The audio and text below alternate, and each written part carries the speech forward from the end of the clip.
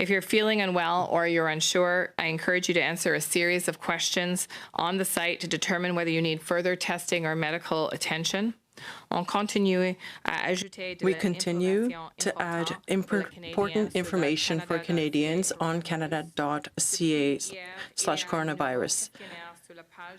Yesterday, we added a questionnaire to the main page so that people can see what they need to do based on their symptoms. I encourage you to use and to refer to this tool if you don't feel well or if you feel you may have COVID-19. More mental health supports accessible online, and we will have new tools up as soon as next week. Our mental health is difficult to maintain with the enormous disruptions that we're seeing in our lives, and we're all searching for ways to hold on to routine and to each other. If you're alone, reach out by phone or online to friends and family and find new ways that you can do things together using technology. Share a meal with friends or family who are apart from you using a social media platform that allows you to see each other. And try to spend time outdoors each day. Social distancing doesn't mean that we have to stay inside, but while you're doing that, give people their space. Stay 6 feet away from others. And as always, be kind. There are people in every community who are struggling and they need our help more than ever. Reach out to them. Even a small gesture, a text, or a call makes a difference. Now more than ever, we need to stay connected. And thankfully, we have tools that can help. Thank you very much. Today, we'll hear from Dr. New on a situational update, and then from Pablo Rodriguez, Minister Rodriguez, on the House of Commons reconvening next week. Dr. New. Good day. Bonjour. Globally, there are over 318,000 cases of COVID-19 in over 185 countries. In Canada, as of this moment, there are 1,388 cases of COVID-19 and 19 deaths. We have tested over 92,000 people across the provinces and territories. That's over 54,000 additional people tested across Canada over the past 5 days. Looking back at the week behind us, there have been several signals of concern.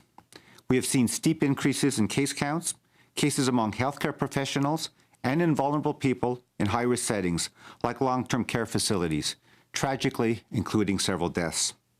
Over the next days and weeks, our biggest challenge will be to continue to apply with determination social distancing while waiting to see the fruits of our efforts. Prevention is a very delicate measure. It takes time before we can see the results.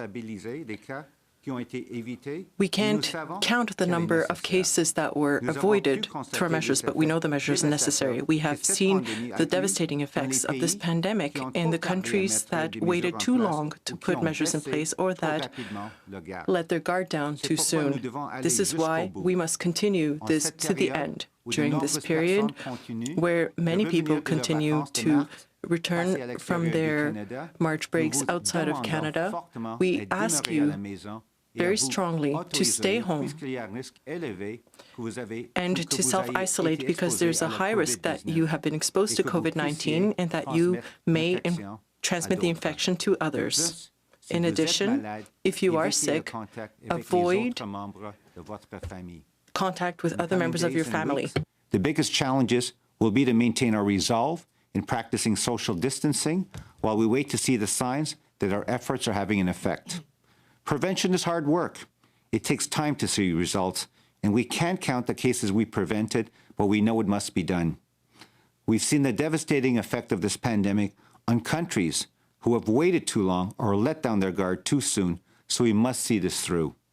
As many people continue to come back from March break travel outside of Canada, you have to stay home and self-isolate due to the increased risk that you have been exposed to COVID-19 and could spread the infection to others. Furthermore, if you are sick, that means avoiding contact with other family members. These days and weeks, for some, have been challenging, and we are in the early days into this difficult effort. It's still too soon to say how much we have affected the trajectory of COVID-19 in Canada, but as Canadians, we will band together and get through this time together. Let's keep up the momentum. Let's get this right. We owe it to ourselves, our families, friends, and neighbors. Merci. Thank you, Dr. New. And now I'll turn to Minister Rodriguez. Bonjour à tous. More than a week Good morning, ago, members of the House of Commons joined together to do the right thing and adjourn proceedings until April 20. However, we all knew there was a chance that some of us would have to come back for a recall of the House. And since then, our government has taken strong and quick actions to respond to COVID-19. Today, I wrote to the Speaker of the House requesting that he recall the House on Tuesday, March 24th at noon, which he accepted. The purpose of the brief recall is so that the government can introduce legislation to bring in emergency economic measures to support Canadian workers and businesses in response to the COVID-19 pandemic. Aujourd'hui, j'ai écrit au président de la Chambre des communes pour demander le rappel de la Chambre. Today, I wrote to the Speaker of the House of Commons requesting that he recall the House on Tuesday, March 24th at noon, which he accepted. The purpose of the brief recall is so that the government can introduce legislation to bring in emergency economic measures to support Canadian workers and businesses in response to the COVID-19 pandemic. Canadians are living through an unprecedented crisis that requires swift action by their federal government to ensure that they receive the financial support they urgently need.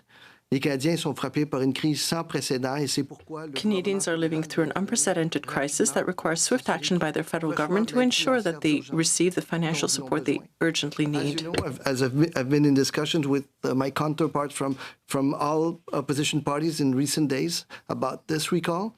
There were good conversations, lots of collaboration. We're all working together in the best interest of Canadians, and I want to thank them for their collaboration. Merci à tous les partis d'opposition. Thank you to all the opposition parties for their cooperation. The recall of the House will give MPs the opportunity to debate these important measures and get Canadians the immediate support they need. Here's the plan for what is going to happen on Tuesday. First, there is agreement between all parties that the House sit for only one day. We have all agreed that it's important to have a small number of MPs in the chamber. Our public health officials are reminding us and all Canadians about the importance of social distancing. So we agree that in addition to the Speaker, there will be 32 MPs in the chamber. The numbers will reflect the proportion of MPs from all the parties. As we all know, we are in an emergency and Canadians need help quickly, and this is a fact.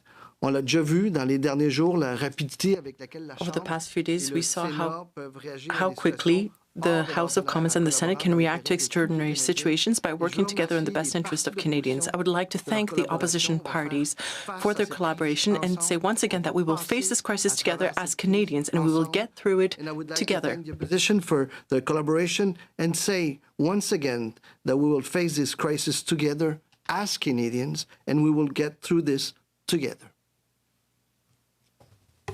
Thank you very much, Pablo. Okay, you know the drill. One question, one follow-up. Rachel Haynes, CTV.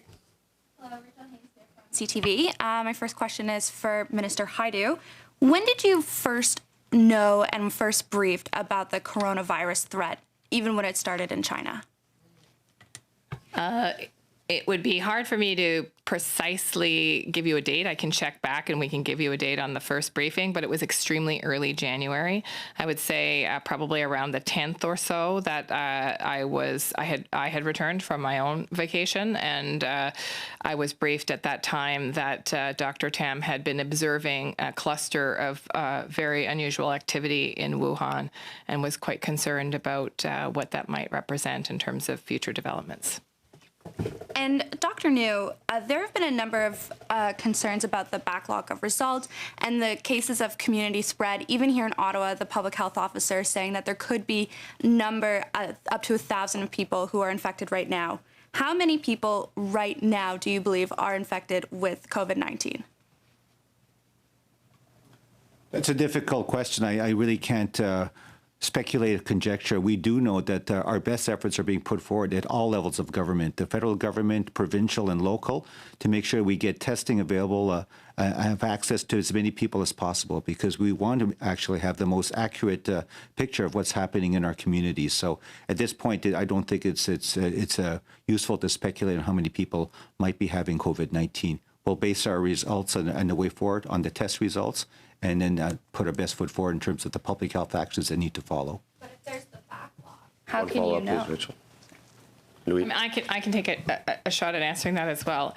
I mean, we are not only obviously watching the numbers of new cases, but the numbers of deaths and where those deaths have occurred and in what context they've occurred. So, for example, we know that I think 9 of the deaths that we have, I think it's 9, occurred in one single nursing home in the Vancouver area.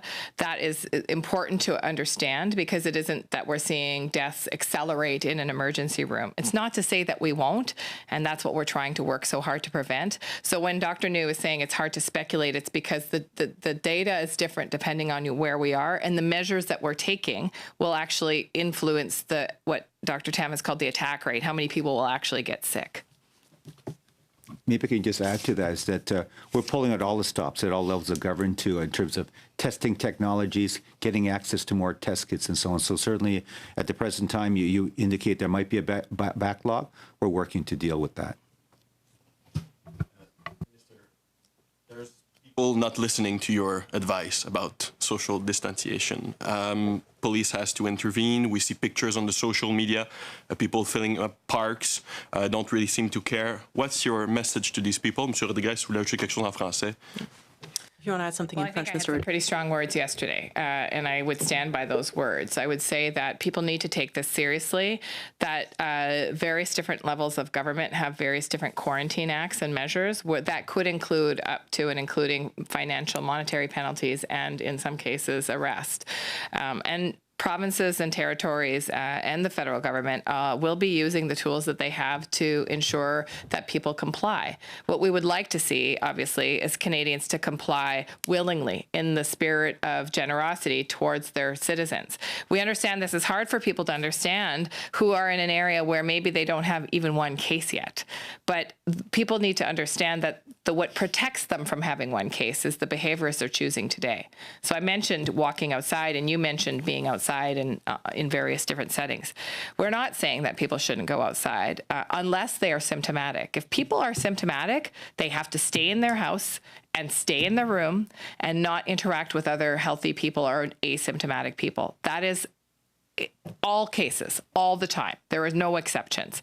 If people are not symptomatic and are feeling fine, it is safe to go outside. But even then, they should be practicing, maybe we should be calling it physical distancing, staying 6 feet away from people, making sure that you're not crowding people.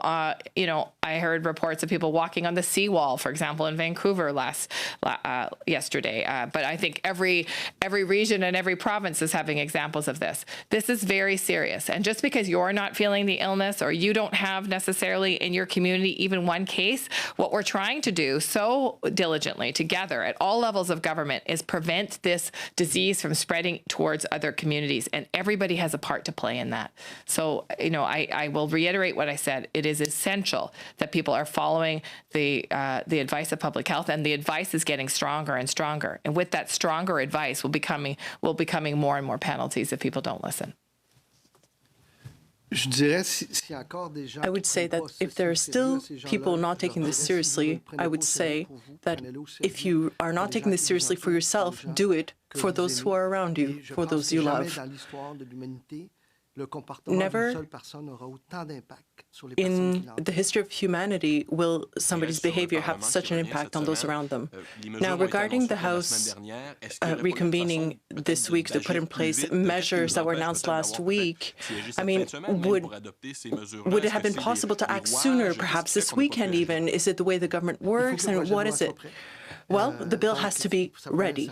So it did take some time, a certain amount of time, and then the bill must be tabled for the types of measures we're putting it in place so that we can put these measures in place as quickly as possible. And that's why I wrote to the Speaker of the House this morning, and he agreed to my request in the minutes that followed, and we're reconvening Tuesday. You talked about the fact that there could be stricter penalties at a federal level, and right now there seems to be a patchwork across all the provinces. Today, for example, Nova Scotia announcing stricter penalties there.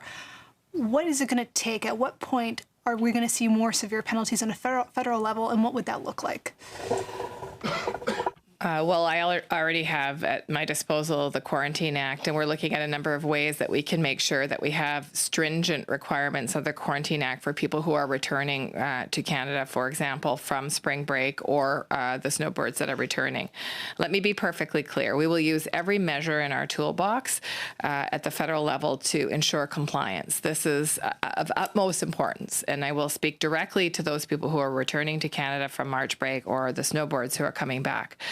When we say that you must stay at home for 14 days, that means you stay at home for 14 days, that you do not stop for groceries, that you do not go visit your neighbors or your friends, that you rest in your house for 14 days, no exceptions. If you are returning to a household with other people who have not traveled, then you rest in isolation from those other people. You stay in your room or in a basement or in an isolated area away from the other people in your family. It is critically important, especially for those returning home now, to ensure that they follow this public health advice that we're giving them. And the advice will be not just advice. If we need to take stronger measures, we will. Specific, you've talked about how you're going to make it more crystal clear for people getting off cruise ships, and like you said, the snowbirds coming back. But I think it's important for them to know what could be coming if they don't take these measures. Like, what specifically are you talking about here? Under the Federal Quarantine Act, which has jurisdiction over international borders and travel and not necessarily interprovincial travel, we have measures that could include monetary penalties up to and including criminal penalties. Okay, we'll switch to the phone. Thank you. Merci. Please press star 1 at this time if you have a question. S'il vous plaît, appuyez sur étoile 1 maintenant pour poser une question. There will be a brief pause while the participant register for questions. Il y aura un court délai vous permettant de vous enregistrer dans la file d'attente pour la période de questions. Thank you for your patience. Merci de patienter. We have a first question from Kristen Doby. Notre première question est de Kristen Doby from the Globe and Mail.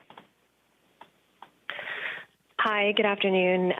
Minister Rodriguez, could you comment on how the government is reorienting resources, if at all, to deal with the surge in EI applications? Will be explained during the debate on Tuesday, and of course, things that will be explained in the bill that I cannot talk about at this moment. The Prime Minister was asked about this at the press conference this morning, but wondering if you can speak at all to other steps the government is considering in response to wage pressures that businesses are facing. Well, I mean, as you saw with the measures that we presented last week are touching everybody, all Canadians. We said it very clearly. We don't want to leave anybody behind. We have measures to help people that have access to EIs, to measures for people that don't have access to EI, measures for people that have to stay home because they're sick or they have to take care of somebody, as well as measures for small businesses. So this is a first phase, and we've been very clear. This is a first phase to stabilize the situation. It's not even, starting to relaunch the economy. That's going to come after, and we think that these are necessarily and very inclusive steps to help all Canadians. And the details of all of this will be in the bill that will be introduced and debated and adopted on Tuesday.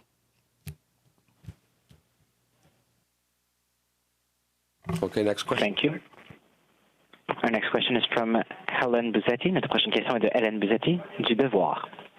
Oui, bonjour, Monsieur Rodriguez. J'aimerais que vous nous Hello, Mr. Rodriguez. I'd like you to tell us a little bit about what will happen on Tuesday. First, you haven't given us how many members per party, and you also didn't tell us what will happen on the Senate side. I imagine that they also will have to pass this bill. Will they do so with reduced numbers as well, and what will it look like? In terms of the House of Commons, there will be about 30 members, 14 Liberals, 11 Conservatives, 3 Bloc Québécois members, and 3 members from the NDP. The debate will last about 4 hours and a half. There will be a question during which people can ask questions, a period rather during which people can ask questions, but it won't be a regular question period. We want to ensure that the various parties can ask the questions they need to ask, and we'll ensure that there's a minister present to answer the question. And that period will happen around 4.5 hours as convened with the other parties. The next day, the Senate will also be sitting essentially in the same way with a smaller number of senators. We expect that the Senate will do the same thing. What we've heard from them is that they wish to do the same type of work, given the urgency of the work that needs to be done.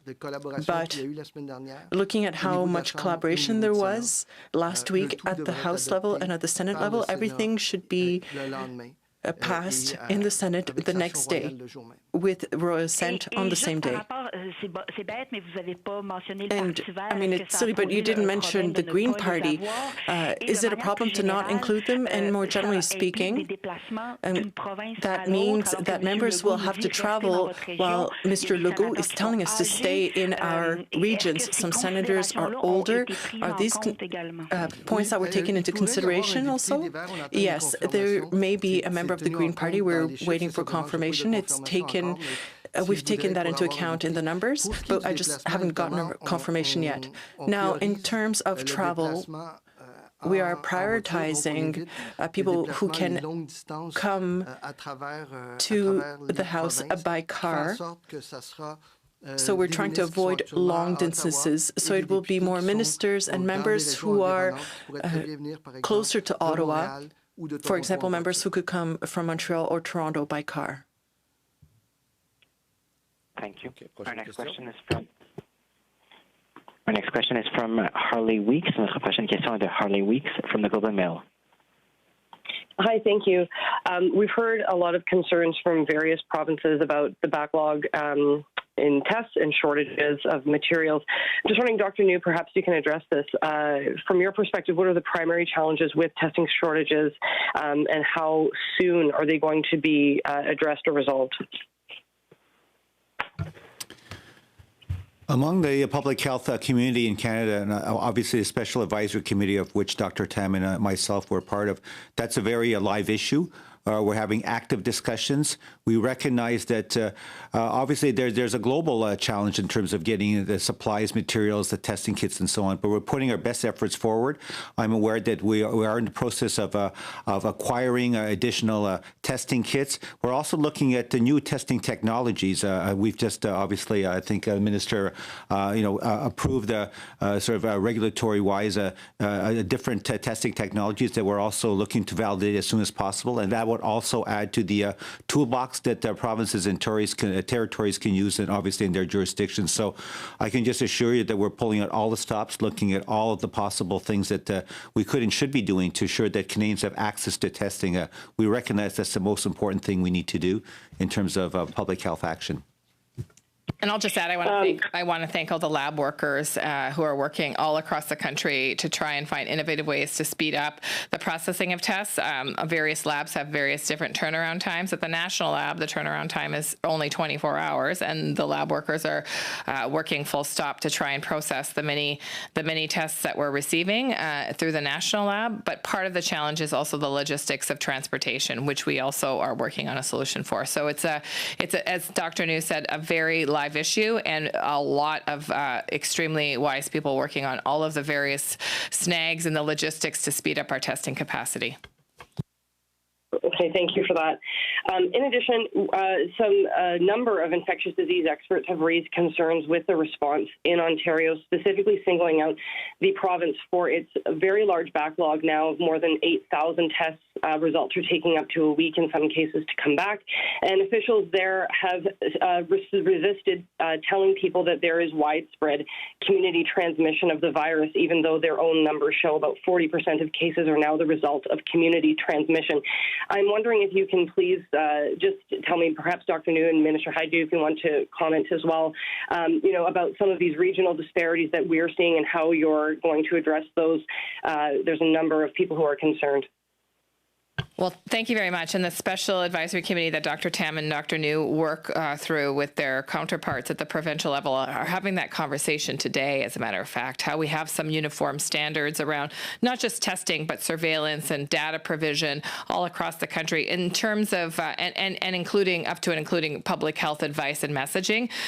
This is an area that we're watching very closely over the next couple of days, and we have no hesitation to step in if we need to provide stronger guidance and stronger measures to bring some uniformity across the country. We know that various provinces have various problems and challenges, but also assets and strengths. And what we're trying to do is make sure that as we go into the next week, we have a much more unified approach across the country.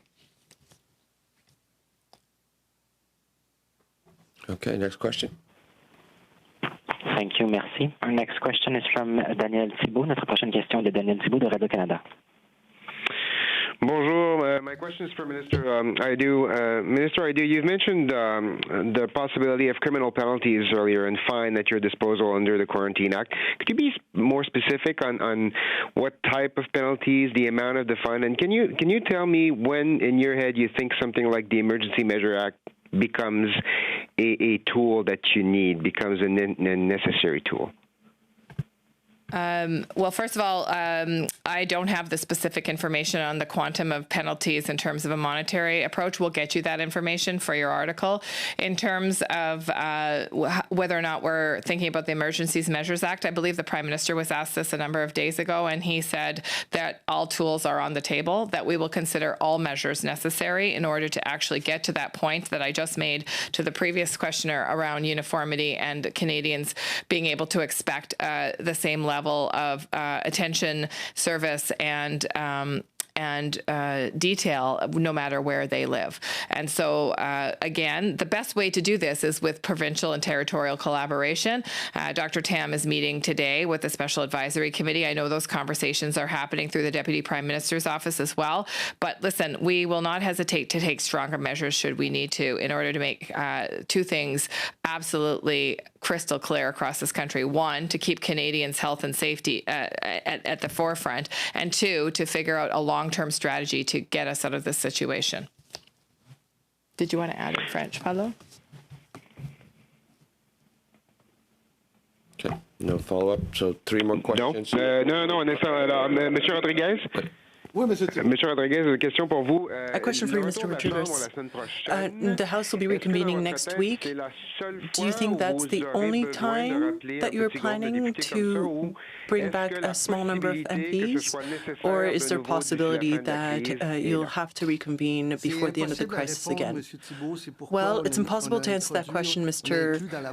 Thibault. That's why in the motion, in the unanimous motion between the parties, we included the possibility to reconvene the House whenever it's necessary to do so. You know, things are changing very quickly.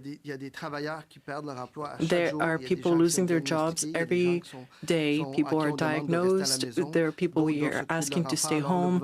Those others must take care of their children. So that's why we want to be there for all of those people. We are meeting Tuesday to put in place measures that will do a lot. It's not we may need to reconvene the House, but we're not planning to at this moment. Thank you. 3 more questions from the phone line, please. Thank you. Our next question is from Catherine Lévesque. Notre prochaine question est de Catherine Lévesque de la Presse canadienne. Oui, bonjour à tous. Hello, everyone. My question was for Dr. New or Mr. Rodriguez.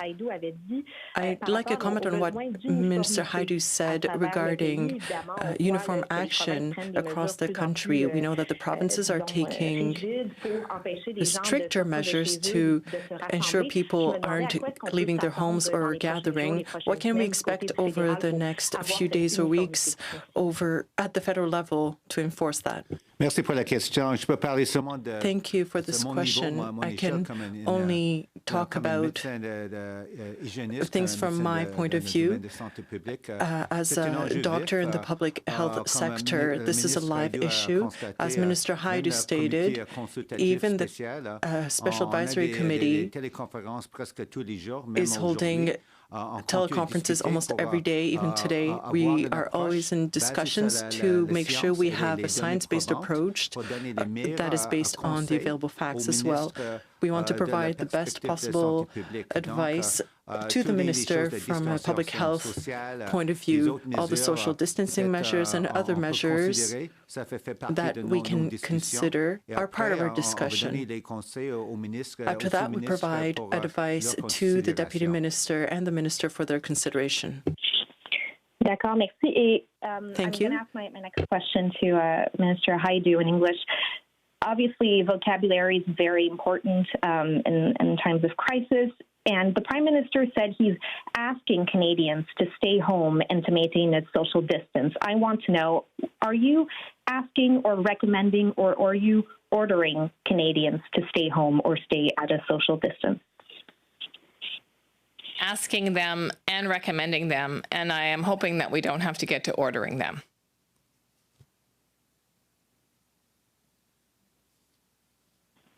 All right, next question. Thank you. Our next question is from Sharon Kirky. Notre prochaine question est de Sharon Kirky from the National Post.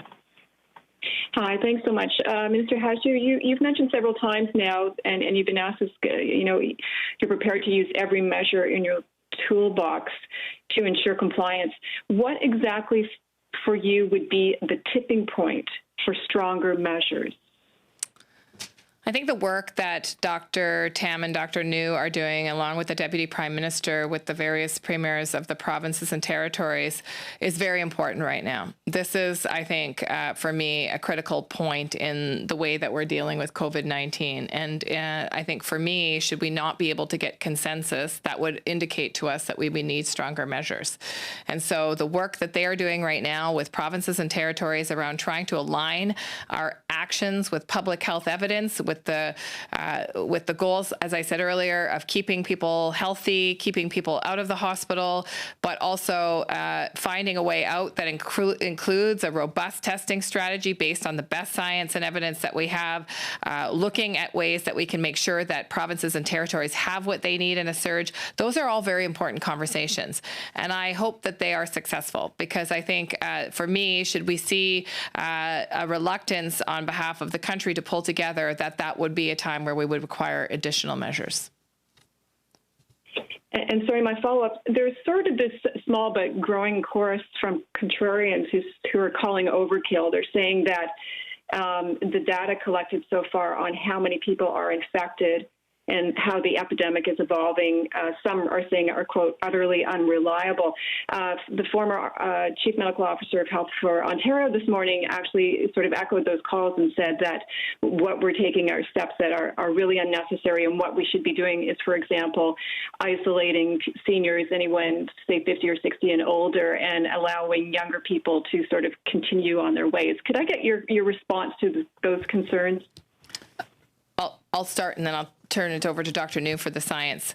But I will say that it is not anecdotal evidence that we are using to make our decisions. It is science, and it is details from other countries, and it is reports from people like I've mentioned before, the Minister of Health from Italy, who is in the crisis of, obviously, their country's lifetime, with hospitals that are now making decisions about who will live and die based on kinds of metrics that we can't even imagine in Canada. It is the reports from New York physicians in emergency rooms who are saying it is not just old people that need to be severely and medically supported, that there are a high degree of young, middle-aged, working-age people that are requiring significant medical interventions to get through this crisis. So I would say that we have some of the best scientists in the world in our government. We're very fortunate to have two of them with us here at the federal level, Dr. New and Dr. Tam.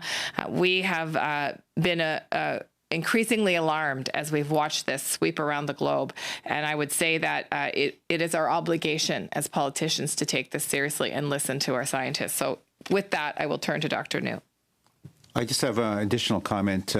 Certainly, we live in a free and democratic society, and everyone's entitled to their opinion. But all I can say is that the overwhelming majority of the public health community, our colleagues who are working right now, and the healthcare community, we're all on the same page. This is a serious issue. We need to deal with it right now. Okay, last question. Thank you. Once again, please press star 1 if you have a question. De nouveau, n'hésitez pas à appuyer sur étoile 1 pour toute question. And our next question is from David Lundgren from the Reuters, Ottawa. Yes, good afternoon. I have a question, Dr. New, but I will admit right away that this is a question born of medical ignorance. I gather the Canadian tests, you apply a swab and then you have to go and analyze the nasal secretions, and this can take several days for a result to come back. I'm seeing mentions in media elsewhere of other countries who have supposedly put together tests that give results in a matter of hours. Is that the case? Am I confusing two different procedures here? No, you've hit it right on the head. The test that we're using right now in Canada, obviously, based on having the genetic sequence, is what we call a PCR-based test. It does involve, as you said, with a swab and then sending it for a result. The turnaround time, as Minister Hajdu has said, is that in our National Microbiology Laboratory, it takes 1 day, about 24 hours. Having said that, certainly we're aware of other testing technologies. I think we've mentioned that. We've had regulatory approval for these new testing technologies, which can give results quicker in a matter of hours instead of a day or so. And so certainly we're looking to acquire these new types of testing kits and to obviously roll it out across the country as soon as possible. And when you noted a jump in the number of tests you've done over the last 24 hours, but is that the number of tests you've done, or did you actually get results from the samples you took? These are test results, so I think that's also quite remarkable in terms of the fact that, as I just mentioned at the top, we've done over 92,000 people have been tested across the country, and even over the last 5 days, that's more than 10,000 test results per day, and so I think it shows that we're reaching Canadians. Canadians have access to the testing, and for the most part, they're good results because you look at it. Obviously, we have 1,388. Positive results so far, but that also, if you do the math, subtract that from 92,000, that's quite a number of negative tests.